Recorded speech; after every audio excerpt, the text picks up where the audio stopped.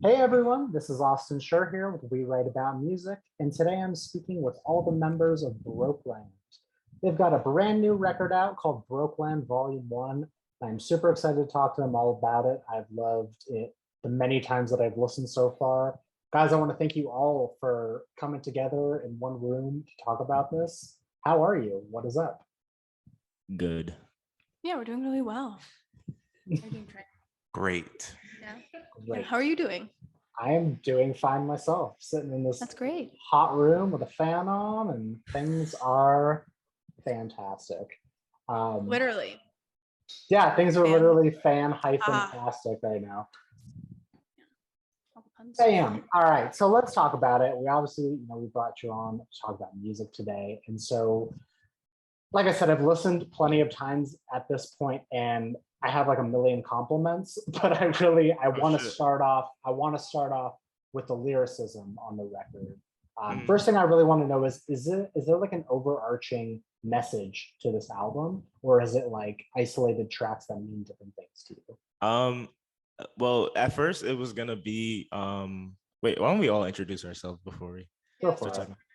Black Christ, aka Savvy, aka Montel Williams.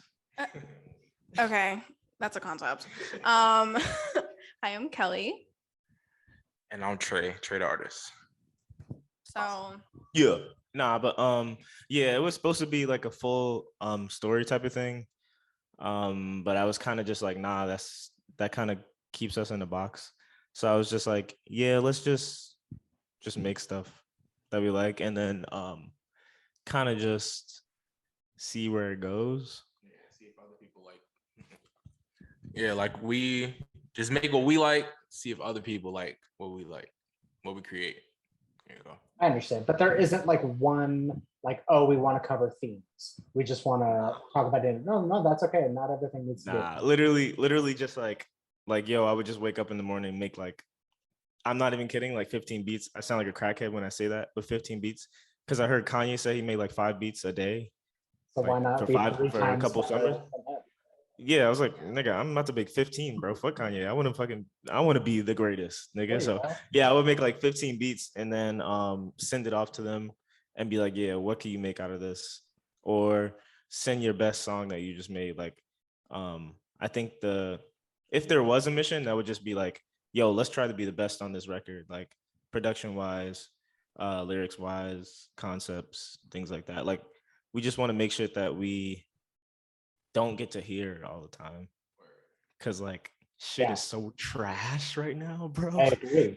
And I say this like not sarcastically, but like listening over and over has proved that you guys are actually thinking outside of the box and trying new things and not scared to like make something new, because it's so easy to follow a formula and be like, all right, the people like this, the people like that, so let's just make that. But this is not that. That actually kind of brings me to my next thing here. I want to talk about the production as a whole, but I kind of want to hyper focus on the sampling. Right. So the first like real track of this album features a Frank Zappa sample. Oh shit. And literally I was listening and I was like, oh, this sounds really familiar. And then it hit and I was like, oh my God, boom. And it sucked me right into the record. And I was like, okay, these guys are legit. This isn't just like this is like trash hip hop. Like this is like actually like this is great. So dog, that's so sick. Congrats literally on doing that. Thank you so much, bro. And I fucking appreciate that you like know that nigga Frank Zappa, because like she knows, and I talk about these niggas all the time. Like Frank Zappa, the Beatles. Yeah, I mean, that was on my other like very, list of samples. Yeah. But crazy, like very early 60s, like just 60s influenced sampling, totally. All the time. Crazy stuff like that. But that Frank Zappa song, I can't even remember. I think it's Peaches I can't remember what Regalia. It's the first song off Hot Rats, and it's just like so damn good, so damn good. But I was just like, yo, damn, it would be crazy if these two worlds like meshed together and like, I don't know, it just came out so sick, and I didn't expect it to be that crazy, but I was just like, yo, this is exactly what is going on in my head, literally. So Frank Zappa is Crazy. One of the greatest. Crazy, bro. Yeah, snaps to you guys on all the crazy usage of samples. Like you kind of pull in listeners from all different directions. That's why I think when people do ultimately listen to this, like it's not just like, oh, I like hip hop music, so I'm gonna like no, like you can like any type of song and it'll come out and you'll enjoy it. Yeah. Well, I feel like it's important, especially as musicians and not just like content creators, to actually pay homage and like have integrity and like understand the history of like where music has kind of come from and how important the 60s were really when creating all these different genres. I mean, it really was like a melting pot of a decade where so many things kind of came out of it. Yeah. So I think in a way this is kind of our way of giving back to that and kind of paying respect and like understanding like where it really came from, if that makes any sense. It totally makes all the sense. Yeah, like literally, like I went through this whole thing where I just like stopped listening to hip hop because I just felt like it was just so repetitive, and it's like damn, like I'm trying to like find something new in this because I'm so into hip hop and rap and things like that because that's like how we grew up. But like I'm so into this, like what the hell is new about it right now? Like I feel like around like maybe 2015 things just became crazy. Same, bro, the same thing over and over and over again. We got mad deep tones, just everything is just like 808s, mad eight boogies, mad eight boogies, mad little dirt. Like I don't know, I don't like it. Oh man, you're 100% right. Yeah. You know, I don't want to keep bringing up Kanye, but one of the things that makes his music so great is that he has those 60s influences, and like some of his biggest songs feature those samples from artists that you've never heard of, but then you're like, oh damn, they were huge at the time. And so I really like that you've done that. Yeah. I also want think that to focus in on what you guys specifically do. Like, Okay. is each person have their own job, or is it like a free for all? To me is to me it's like a free for all. That's okay. Yeah, we just make sure that we like, I don't know. Good. No, I meant like in terms of like, oh, I handle the lyricism, or I handle the production side of things, or the mixing and mastering. Like, you guys specialize in one thing or another. Well, Savvy himself did most of the like mixing and mastering. But what I will say, after listening to it, like myself, after Savvy did his thing or whatever, I realized that we put, like, me and Savvy are kind of like the pioneers of the group.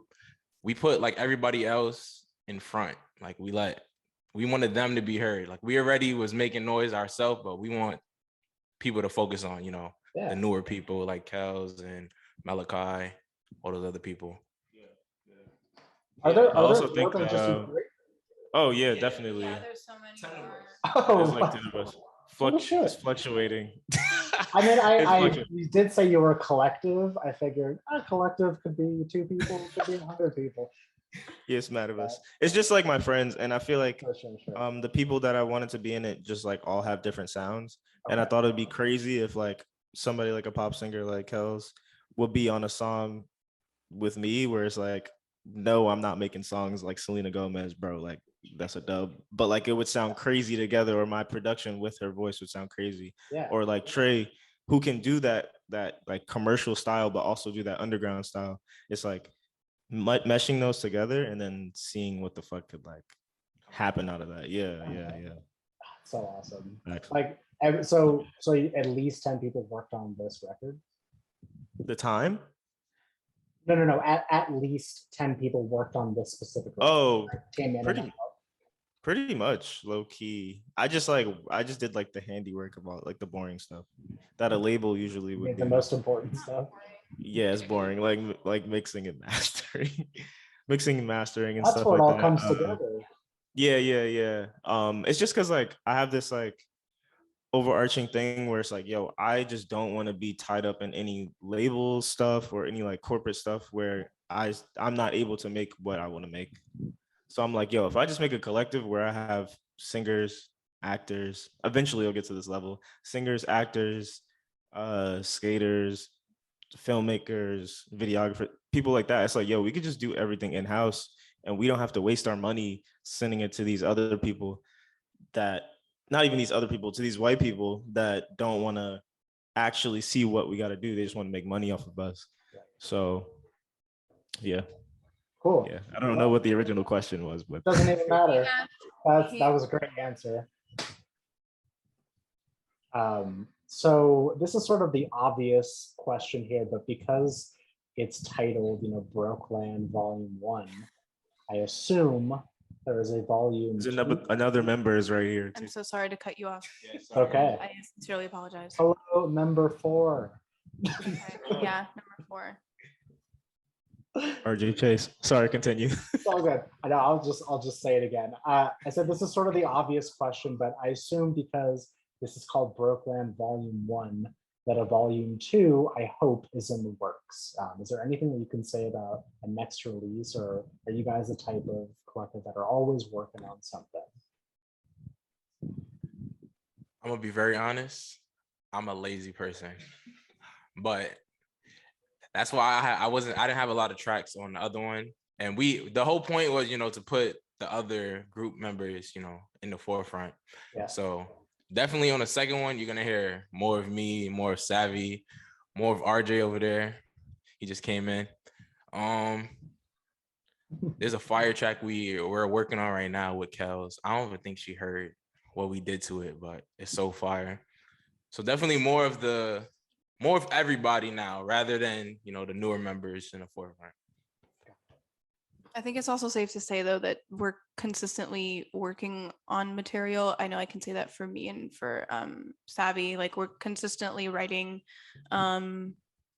and also, producing and mixing. I think it's gotten to a point where like music is seen as more of like a cathartic expression. So it's really easy and becomes easier to just kind of go to it. So, as a result, we end up just having like tons and tons of freaking songs. So I mean, yeah, 15 beats a day. That's, I know the literally it's separate. It's fucking insane. Yeah. Like what even? Yeah. You're doing it. You're doing the thing. Exactly. So obviously you guys, how do you know each other? Did you grow up with each other? Did you find each other in the music space? I don't know. I'm sorry. It's really funny.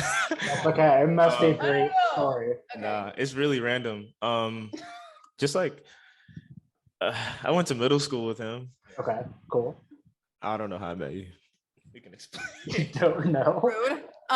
So I was putting out my first single. Wow, it's already been a year. Last year.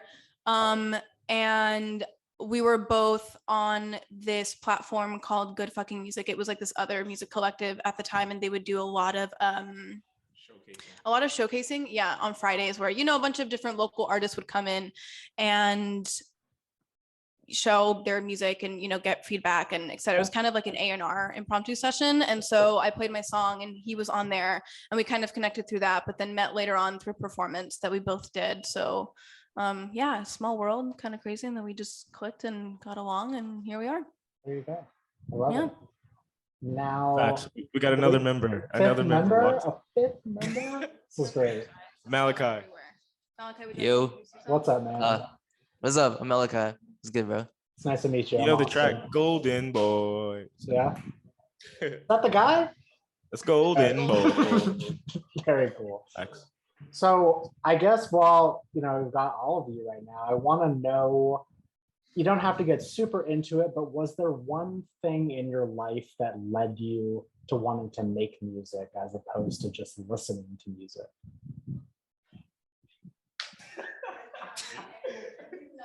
You heard the question, bro. Well, for me personally, I'm RJ Chase, producer, I guess. For me, I've been doing music since I was like about 3, so it's like really just been in me since then. Specifically for hip hop, I know I started like writing raps when I was in the 6th grade. It was like me, Trey, and then Amar was rapping at the same time too, since we all went to middle school together. So like since then, it's just really been like in us to do that. And then I started like producing from there. Then we got reconnected in high school, all still rapping and producing. And then it led us to this. So it's like just our thing now, like for real. Does anyone else want to answer the question? Yeah, don't feel like everyone has to.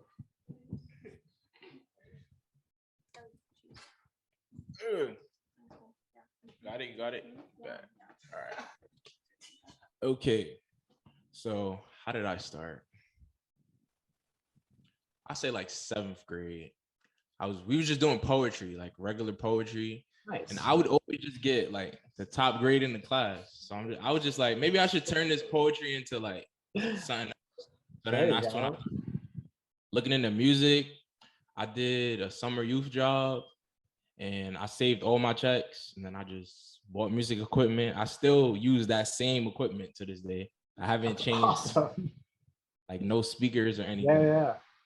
So yeah, that's how I started making music. Very cool, man. Yeah, I need a Hey, if it works, it works. So I'm gonna just get all of us to answer, I guess. We almost did. that's all right.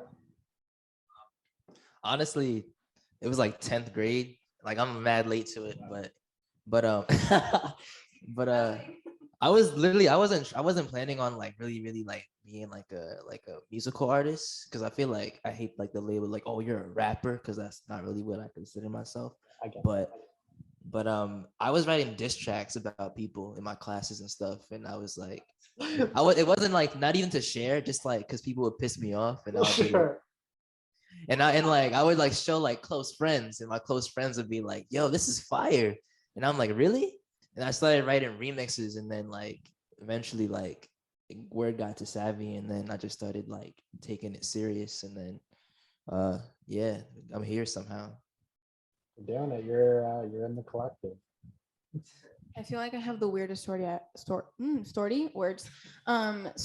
everybody. So I always kind of knew that I wanted to be a performer when I was really young, but it wasn't something that was feasible at the time. I was living in Georgia. I grew up there.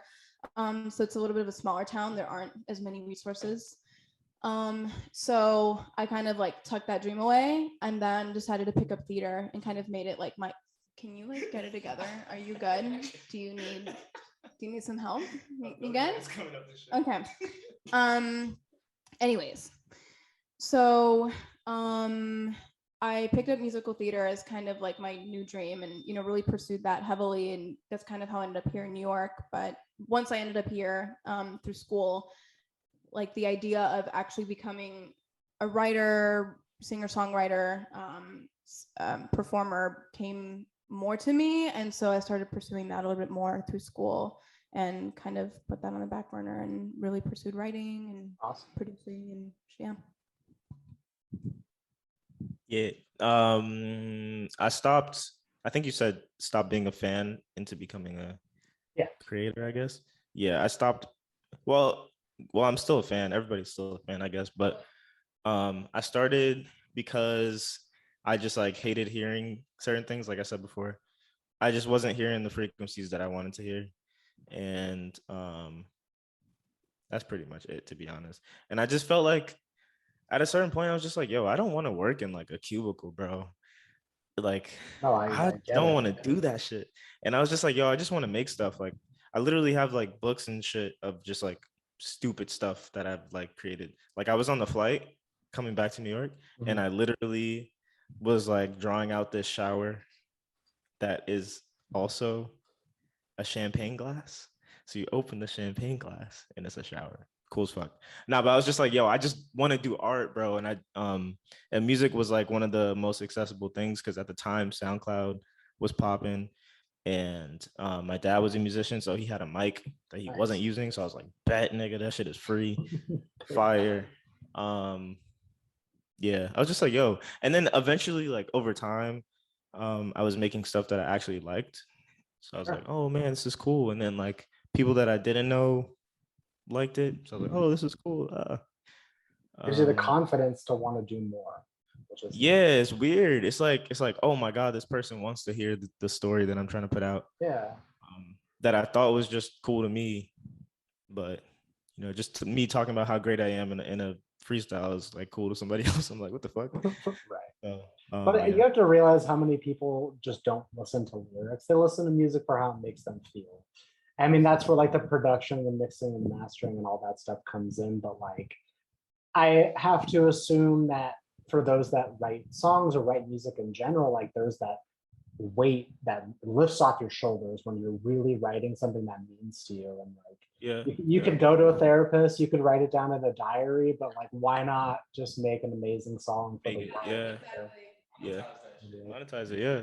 Well, and also I think it's about sharing your story and like Yeah. allowing your story to be heard while also hopefully helping somebody on the other end who may be feeling 100%. exactly what you are to also feel heard and seen, which I think is the most beautiful thing about music, that it's so universal and literally everyone can connect to it. So I think, you know, that's also totally part of it.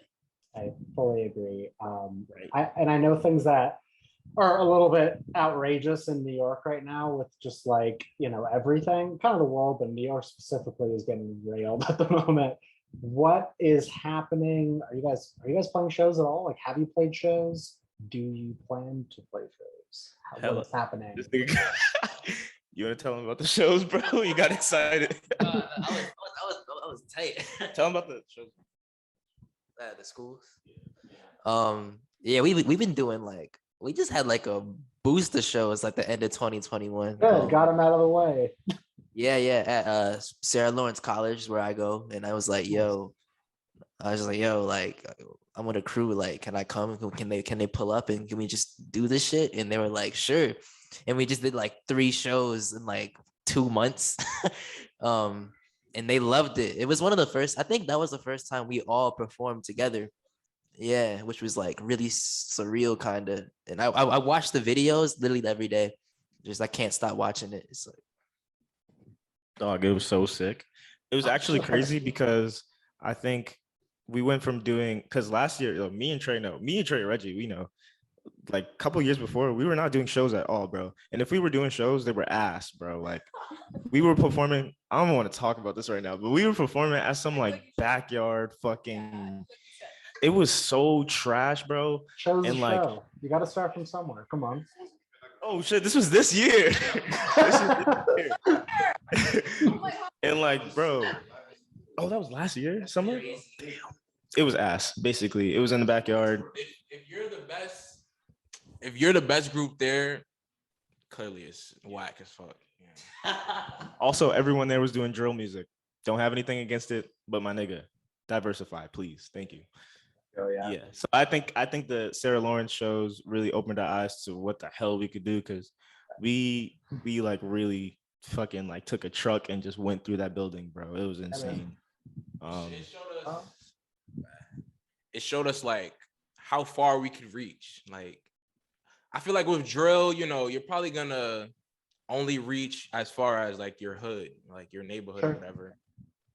If you're that good, if you're good enough, then you'll, you know, expand. But I feel like with our kind of music that we make, like we touch everywhere. Like everybody could like feel our music. I get that. I've got a couple more questions for you at this point. So this is the first interview that we've done this year. So, and I already know it's going to be hard to top because this has been like, I don't know if you've watched any of the other ones, but so many are like, I'm not going to call specific people out. I'm just going to say some are very boring. And typically the ones with groups tend to be a lot better, but you guys are people that I actually like. You remind me of my friends at home. So I will say that. Back to the actual question though. So we're recording this at the, basically the first week of 2022. What are some goals? What are some things that you'd like to accomplish by this time next year? Tight. Yo, okay. I don't want to rant. That's why I don't want to rant. But I was literally just writing down fucking goals for this year. Well, I was writing it in like November. Sure. But I think this year we're just gonna like keep talking to people like you, just mad press. Get some more kids to like hear us and do mad shows and get some more of like solo projects out. And just like really solidify the group more. And yeah, we're just gonna grow as much as we can. Good. It's all about staying consistent and just getting the word out. Yeah, I think also something I've noticed personally in the last couple months is that everybody's really fiending for connection. Because we live in an age where we're quite literally isolated all the time now because of COVID. But then also, you know, because of social media and so many other things that kind of get in the way of us connecting, I think that's something that we all are also putting on like our top goals, to really just connect with people, either through our music in person, like with people like you, and like doing more things, and just kind of expanding that and being able to reach others and like really make this a community. Totally.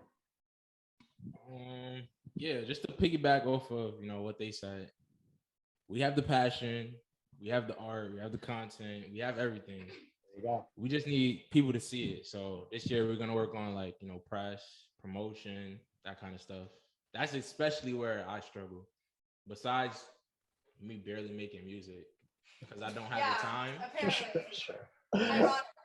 I understand. See, I'm BROKELAND out though. I get it. That's half the battle. You got to wear your merch. You got to flaunt your merch. I wear my shirt all the time. So don't even worry about it. I want anything BROKELAND. I'm being attacked right now. I don't know how to feel. I'm like, hello? You got to get it tattooed on your forehead for everyone to know what you're part of. You know, yo, hold on. We're gonna show you. No, you don't. Do you really? This nigga stripping. Ew. No Oh. way. That's awesome. Wow. Oh my god. Oh shit. That's like, now everyone needs one. Come on, son. That's too good. I would be too On her scared to forehead. ever get tattooed like that. Oh, fuck. Sorry. I wanted to piggyback off. I hate piggyback. We need a different word, bro. All good. Back sounds so sus. We need whatever. I can't say hop either. I want to jump on that train that he was on real quick. You see how he said the word content? I want a personal goal. Well, not even a personal goal for all of us, or just for artists in general for this next year. I just want us to diversify what the fuck content is and what the fuck art is, bro. And I think that people need to like sit down for a second and be like, oh my God, do I like this thing? Let me delve deep into what the fuck it is. Like, I got into the Beatles. That could be just me. Could just be me. But I got into the Beatles and I was like, holy fuck, I want to know every song that these niggas wrote. I want to know every song that Paul McCartney wrote. Why is he called Sir Paul McCartney? Who the fuck is John Lennon? Who the fuck is Yoko? Like, I just want to know. And the shit is out of my bracket. I want people to like be like, hey, yeah, let's slow down for a second and let's actually listen to what the fuck is happening. And I feel like that is one reason why like shit is so fucked up in all realms of everything. If you like, you could say anything right now. Like, all of it is fucked up because people don't slow down. And I'm not trying to be like a technology hater and shit, because that shit is cool. But no. I mean, I think everything that comes out today is built to be consumed and forgotten about. Like, I mean, that's like, I'm specifically not on TikTok because like I see the way that it fucking burns people's minds, and it's like people put so much work into like getting the like button to click, and then you forget about it forever. And that's kind of the way with singles and albums and this and that. That's why like streaming at least has gone towards singles, because it's like, okay, then we can have more content to put out on our social media. If we put out an album, then people forget about it in a week. And it's, ads. I mean, that's just and like also, I was reading. I'm very anecdotal, but I was reading this like article about Drake and Michael Jackson, and it's just like, it was just talking about like streams, things like that, and I don't think that like we can ever have like a mega star ever again, or somebody that you don't think is real. Like, niggas didn't even think Michael Jackson was real, bro. I don't even think this nigga's still real, bro. That's a good point. I don't think the world is capable of like putting someone up on that pedestal ever again. They can't. Shit is moving too too many quickly. people. Yeah, and like nobody wants to see the progression of an artist in the slow way. Like if Picasso, if I saw every single sketch that Picasso put out, nigga, I'd be like, I don't give a fuck about the shit that you putting out no more. Yeah, like I don't care, bro. Right, you're right. And he's, the thing that makes him so like cool is just like, oh shit, you look at the shit from when he was like 19, and then you look at the shit from when he was old as fuck. The old as fuck shit is mad basic, and the young shit is just like mad intricate, mad everything. Right. What the fuck happened in between? And that's the mystery. And rich. I feel like that's what makes him like, yeah. If I just posted every single demo, bro, like nobody's gonna give a fuck. That's why I don't post, because I'm just like, yo, who cares, bro? I don't even want to see my demos. Oh, I get it. I get it. You know? I want to hop to the last question for you guys here, and it kind of just like it is like a collective answer for you guys as a group. So basically, for the person that is going to discover you from this, and for the person that is going to listen to your guys' music for the first time, what is an opening message that you'd like to say to them before they dive in?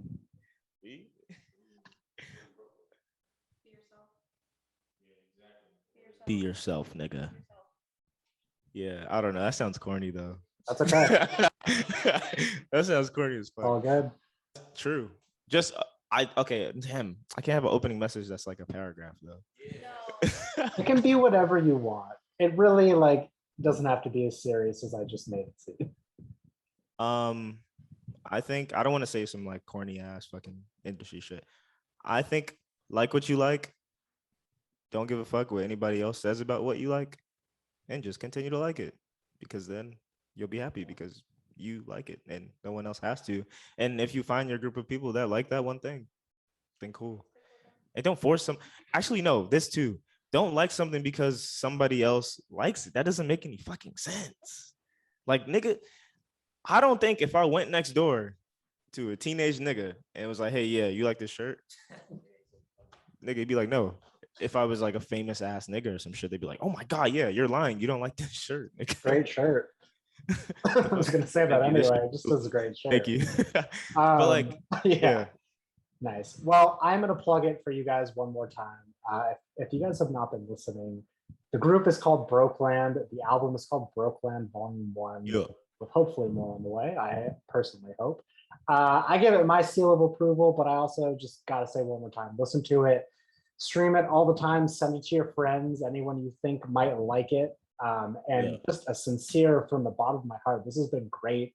And legitimately, I've done hundreds of these, and it's one of my favorite ones I've ever done. Oh shit. Totally serious. So And when thank you. So thank you guys once again. We'll definitely be in touch, and I hope you have a great rest of your days and weeks and months and whatever. Thank you so much. Thank you. You're very welcome. To Take you. care. Have a good night. Bye bye.